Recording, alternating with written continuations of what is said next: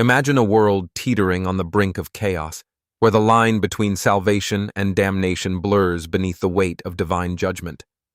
Throughout history, stories of apocalyptic wonders have captivated humanity, casting a haunting light on our deepest fears and aspirations. But what lies at the heart of these compelling tales? Why has the specter of divine judgment held such a formidable grip on our collective imagination? As we dive into the abyss of these apocalyptic narratives, we find ourselves pulled by the gravity of ancient texts.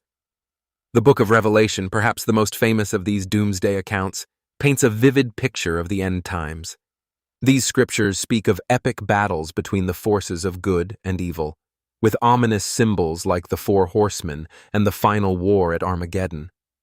The visceral imagery of Revelation strikes a chord because it speaks to an intrinsic part of human nature, a fascination with the end, as much as with beginnings. Yet, it's not just Christian teachings that speak of the world's potential end. Nearly every major religion has its version of an apocalypse, each offering a unique perspective on divine judgment. In the Quran, the Day of Judgment is portrayed as a time when all souls are brought before God to answer for their earthly actions. Hinduism tells us of cyclical ages, with each cycle culminating in a destructive end before the rebirth of a new era. These stories aren't simply tales of doom, they hint at the possibility of redemption. They remind us that in judgment, there might come renewal, a testament to the resilience of hope amidst cataclysmic fear. Consider the Norse mythology where Ragnarok, the end of all things, simultaneously marks a new beginning, hinting at rebirth and renewal. What compels humanity to create and cling to these powerful narratives of judgment and reckoning? Perhaps they serve as allegories for the struggle within every human soul, a reflection of the moral scrimmage we face daily, contemplating right from wrong, seeking meaning in the chaos of existence. In a world rife with natural disasters and human conflicts, tales of apocalypse remind us of our fragility. They allow us to confront our fears from a distance, within the safety of story. They force us to ask ourselves difficult questions, challenging our perceptions of justice and our role within the cosmic order.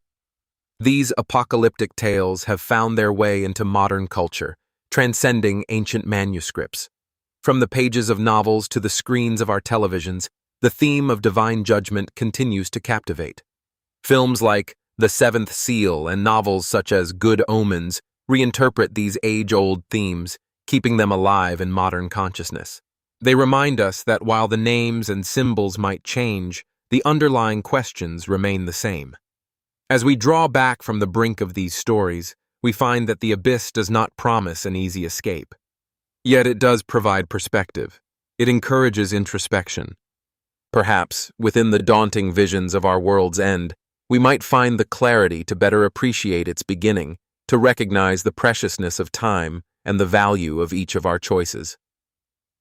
In the flowing river of these apocalyptic tales, there are no simple answers. Only a deeper understanding of ourselves and our place within the vast, unending cosmos.